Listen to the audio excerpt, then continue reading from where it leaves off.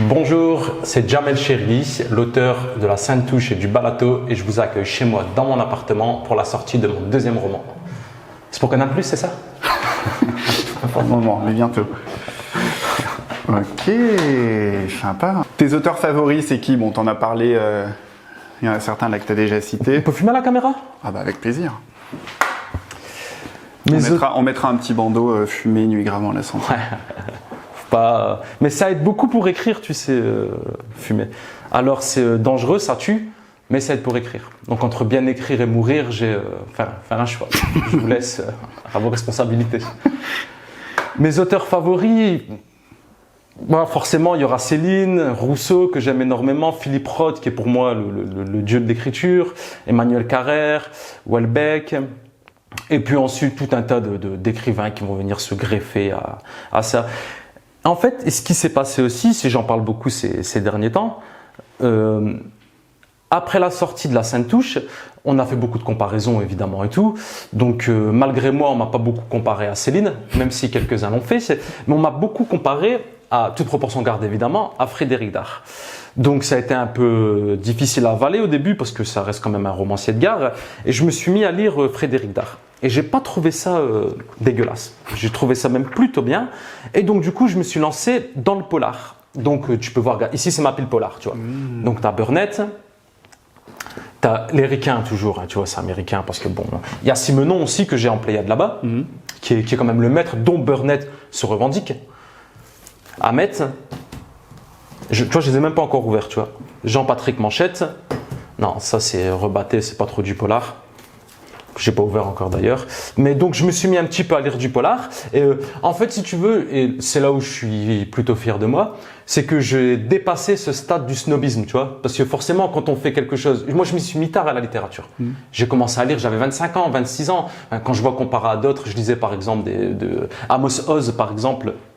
Qui explique, lui, commence à lire dès l'âge de 9, 10, 11, 12 ans, ou plus près de nous, je pensais à Bec Bédé, qui lisait aussi très tôt, ou Emmanuel Carrère. Moi, c'est quelque chose que j'ai fait très tard. Et comme tous les royalistes qui veulent être plus royal que le roi, j'avais de ce côté snob. Je me revendiquais, j'estimais ne devoir lire que Chateaubriand, que Rousseau, que les grands du siècle classique, Boileau, et toute cette grande veine de littérature française et tout. Et je commence tout doucement à me détacher de ça et à m'intéresser au polar, à la science-fiction. Et finalement, je suis pas perdant au change parce qu'il y a vraiment de très belles choses. Après, ma sensibilité première, mon cœur penche quand même vers les stylistes, les grands stylistes. Mais de temps en temps, un petit polar coincé entre deux grandes œuvres, ça fait pas de mal non plus. Tu sais comment tu peux aussi juger, comme élément de comparaison, il y a le temps d'écriture. Céline met 5-6 ans pour écrire un roman. Simenon, c'est un par an. Ouais. Frédéric Dard, c'est en 1957, c'est 3 romans. Donc tu vois, forcément, pour retravailler le style, c'est pas ce qu'il y a de mieux. Céline, et ça c'est très bien. Tu parlais de la Pléiade tout à l'heure. Dans l'exemplaire de Guignol's Band, on a tous les manuscrits par lesquels Céline est arrivée à sa version finale. Et il y en a 5. Céline retravaille 5 fois ces manuscrits. Et quand j'ai retravaillé ces manuscrits, c'est pas changer un adjectif ou un verbe, c'est réécrire depuis le début. Et je pense que celui qui a fait la meilleure synthèse entre travailler comme un acharné le style, revenir sans cesse sur ses phrases et la vitesse d'exécution, ça reste Balzac. Et ça, c'est très bien expliqué dans la biographie de Balzac par Zweig, que je conseille fortement, où on voit que Balzac est un acharné de boulot, où il retravaille sans cesse, mais qui est quand même prolifique, mais il en est mort. Donc encore une fois, écrire beaucoup est bien ou mourir, il faut choisir. Est-ce qu'il y a des livres en particulier qui ont inspiré le Balato? Ouais, je me suis entouré de 5-6 livres. Il y avait, je te l'ai montré tout à l'heure, j'ai oublié du coup, Robert Merle, qui m'a beaucoup aidé. Il y a, ça c'est un livre aussi qui m'a énormément aidé, mais je ne sais pas si je vais le retrouver. Tu sais, il y avait le Cormac McCarthy, ils en ont fait un film. La route. Non, pas La route, des frères Cohen. L'homme, Ah ouais, No Country for Old Men. No Country for Old Men, il doit être quelque part par là, qui est un livre exceptionnel, qui m'a beaucoup aidé pour écrire ce roman. Céline, évidemment, même si on n'a pas trop vu la comparaison. Frédéric Dard, évidemment, parce qu'on me compare à Frédéric Dard, donc il faut bien s'inspirer de ses maîtres. Et donc, ouais, tu as Frédéric Dard, Céline, Cormac McCarthy, Robert Merle, Philippe Roth aussi, que j'ai beaucoup lu en écrivant Le Balado, notamment J'ai épousé un communiste et La contre-vie, et Portnoy et son complexe. Knut Hamsun, qui était aussi... En fait, je dirais même que Le Balado a commencé par une écriture de Knut Hamsun. C'est en lisant Le Vagabond que tout m'est plus ou moins apparu. Quand j'écris, je n'écoute pas de musique, il me faut le silence absolu. Il me faut 3 choses quand j'écris: le silence absolu, mes cigarettes et une paire de baskets bien serrées aux pieds. Je peux pas écrire en pantoufles ou à pieds nus ou en chaussettes. Parce que j'estime écrire, et c'est viscéral presque, tu vois, je le sens, c'est sensible, tu vois. Moi j'écris des romans effrénés, je pense écrire des romans du moins effrénés, où les protagonistes courent, où ils sont toujours à la recherche de quelque chose. Des romans du bitume, tu vois, de l'asphalte. Et on n'a jamais vu quelqu'un marcher sur le bitume en chaussettes. C'est une hérésie. Donc une paire de baskets bien serrées, mon paquet de cigarettes et le silence surtout absolu. Après le rap, j'en écoute beaucoup. Entre autres, je suis plutôt fan de musique, je pense même être mélomane. Mais après, si ça a eu une incidence, je pense pas que je le ressente. Enfin, c'est insidieux en fait, c'est plus subtil que ça. Mais certainement que ça a dû m'influencer, ouais, je pense. À quel rythme t'écris à peu près? Est-ce que tu te consacres, est-ce que tu te dis je prends un certain nombre d'heures Non, si on commence à compter, c'est cuit. Non, on se met devant l'ordinateur et des fois c'est terrible. En même, c'est un sentiment assez ambigu parce que c'est frustrant mais c'est libérateur en même temps. Mais je me mets devant l'ordinateur et je le quitte quand je suis lessivé, épuisé, mais je vais pas compter mes heures. Quand je suis en période d'écriture, j'écris tous les jours. Enfin, je pense qu'à ça de toute façon, donc forcément, c'est un besoin. Ça devient à ce moment-là un besoin. Et tu fais ça quand, en rentrant Je fais ça la nuit. En général, j'écris la nuit. Je passe peut-être au café vers où on se dirige, jeter un petit coup d'œil sur ce que j'ai écrit et je corrige l'après-midi au magasin. Mais c'est l'acte créatif, l'invention se passe la nuit. Après au café ou dans l'épicerie, ce sera surtout de la correction, ce sera surtout du retravail de style, du retravail stylistique. Moi, je me considère comme un observateur. Tu vois, c'est Céline, encore, on revient à lui, qui disait « moi, je suis chroniqueur ». Je suis là pour raconter, moi, ce que je vois, ce que j'ai vu, des choses qui m'ont marqué. Et je suis certainement pas là pour dire si c'est bien ou si c'est mal. Ça, c'est pas mon problème. Ces personnages sont racistes, sont grossiers, sont machistes, mais en même temps, parce qu'ils sont humains, ils ont une touche, c'est touchant en fait finalement, ce qu'ils sont, ce qu'ils racontent.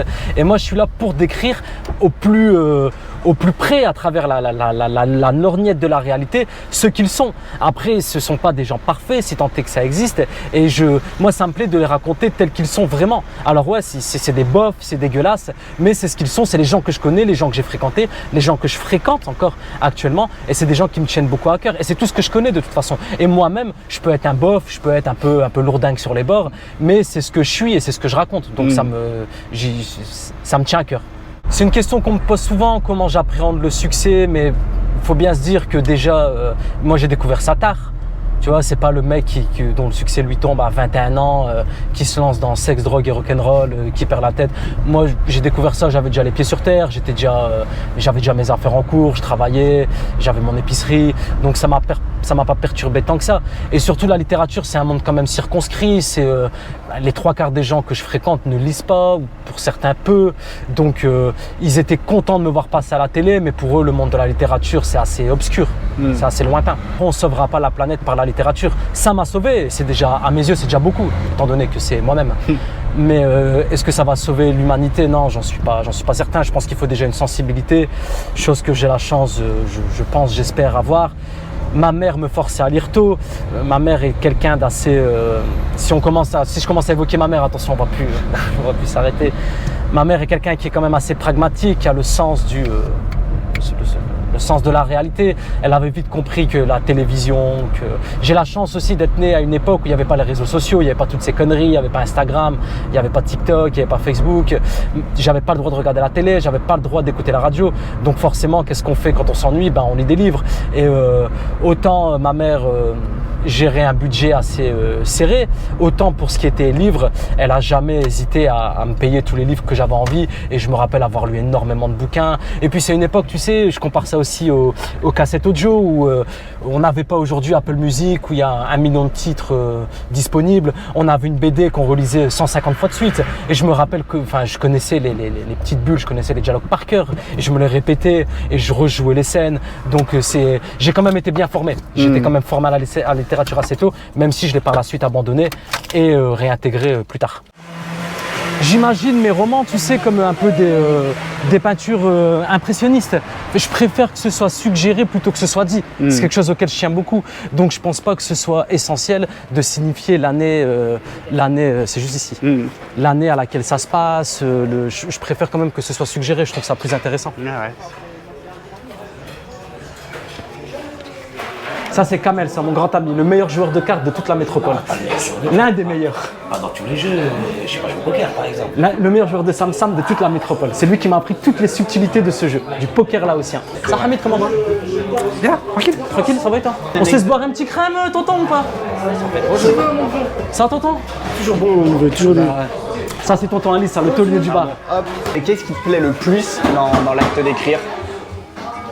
Comme je te l'expliquais tout à l'heure, c'est un sentiment assez ambigu parce qu'en même temps c'est assez frustrant. Le nombre de fois où j'ai voulu balancer mon ordinateur par la fenêtre parce que je ne trouvais pas la phrase, c'est Hemingway qui disait « écrivez uniquement l'essentiel ». Et je pensais beaucoup à cette phrase et je pensais aussi à celle de Boileau qui dit ce que l'on conçoit bien s'énonce clairement. Et ça c'est une forme de leitmotiv que j'avais sans cesse en tête. Il faut que ce soit compréhensible, il faut que ce soit la phrase parfaite. Il faut qu'il n'y ait rien enlevé, pas l'adverbe de trop, pas l'adjectif de trop. Je prétends pas y avoir réussi, mais c'était quelque chose de très important pour moi. Et quand on pense y être parvenu, c'est un sentiment assez libérateur. Mais le boulot qu'il y a pour y parvenir, c'est assez frustrant, c'est compliqué, c'est douloureux, c'est une forme d'accouchement. Aujourd'hui, à l'heure du développement personnel, de l'épanouissement de soi, on n'a pas envie de s'échiner dans des boulots où on y laisse sa santé. C'est compliqué, c'est difficile. Et en plus de ça, quand on passe les 3/4 de son temps à lire, alors quand on est commerçant, en plus lecteur et écrivain, on est destiné à rester seul malheureusement. C'est pour ça que je passe ma vie dans les cafés plutôt qu'avec ma femme. Si tu as un appel à faire passer, je suis célibataire. Si tu as 25 ans, que tu... Tes poitrines, T'as la ref, C'est qui tes réalisateurs français préférés? J'aime beaucoup Audiard. Ouais. J'aime dans une certaine mesure Quentin Dupieux. Et d'autres dont j'ai oublié le nom. Mais tu sais, en fait, et tu sais, j'y pensais il n'y a pas longtemps, ça révèle chez moi ce que je considère comme une névrose et non pas comme une qualité, mais un besoin d'absolu, tu vois. Dans la littérature, quand je me suis lancé vraiment de manière frénétique dans la lecture, j'ai voulu tout lire. Tous les styles, toutes les époques, tous les grands écrivains. Et en fait, j'ai peur de me lancer dans le cinéma parce qu'il faudrait que je regarde tous les films de Pasolini, il faudrait que je regarde la nouvelle vague française. C'est comme ça qu'on dit la nouvelle vague. Ah ouais. Audiard, Godard plutôt. Et j'ai malheureusement pas le temps et ça me rendrait fou. Est-ce que c'est difficile de... Je suis bien de dos à la caméra ou pas? C'est magnifique. C'est bien. Est-ce que c'est difficile de rester concentré quand on travaille derrière son comptoir? Ou est-ce qu'on est interrompu toutes les 8 secondes? On est interrompu, mais en même temps, ça va avec le genre de roman que j'écris. Comme c'est des romans qui racontent un peu la frénésie, l'effervescence, une course autant dans le style que dans l'histoire.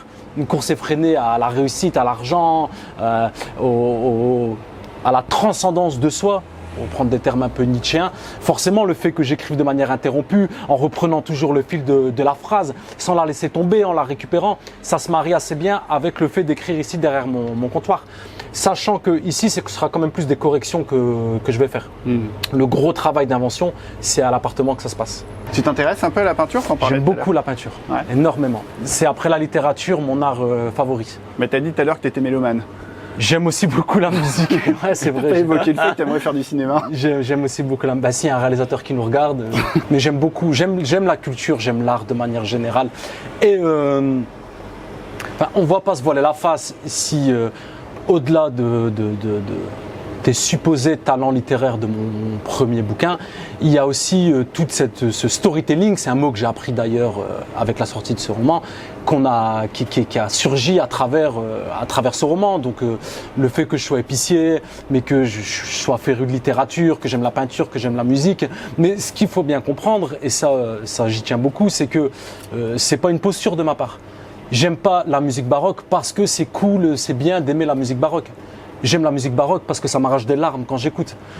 J'aime pas Bruegel parce que un épicier qui aime bien Bruegel et tout. Non, j'aime Bruegel. Enfin, tout ça, j'aimais bien avant mes émissions télé et le fait que je sois que je bénéficie d'une petite notoriété. C'est des choses qui sont en moi, c'est une sensibilité que j'ai.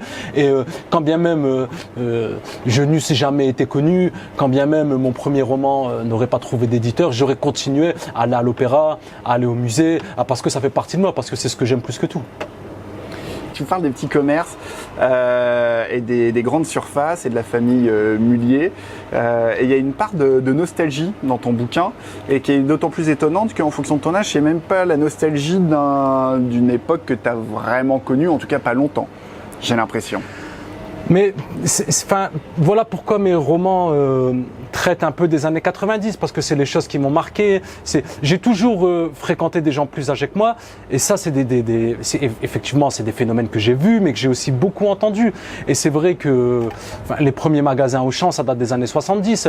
Et moi, j'ai des parents à moi, des oncles, de la famille, des amis, des parents d'amis qui avaient des magasins avant les années 70 et tous ont pointé du doigt la différence entre avant l'émergence des grandes surfaces et après.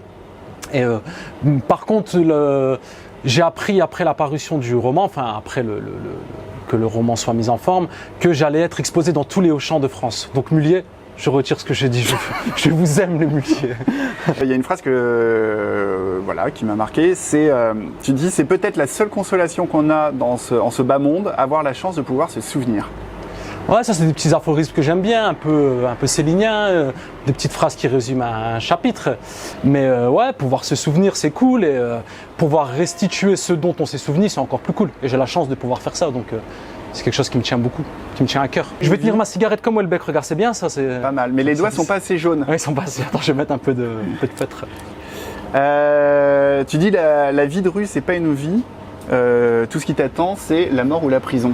Mais ça, c'est un grand classique des phrases de banlieue qui a aussi été utilisé dans le rap. La mort ou la prison. Après, on parle là des caïds, des gros voyous, ou même certains qui n'ont pas de chance et qui n'avaient pas les reins assez solides pour se lancer dans ce genre d'aventure et qui l'ont payé de leur vie ou de leur liberté. Mais en général, quand on prend des chemins de traverse, quand on veut vivre en marge, c'est plus ou moins ce qui nous attend. Mais enfin, après la mort, on va tous mourir.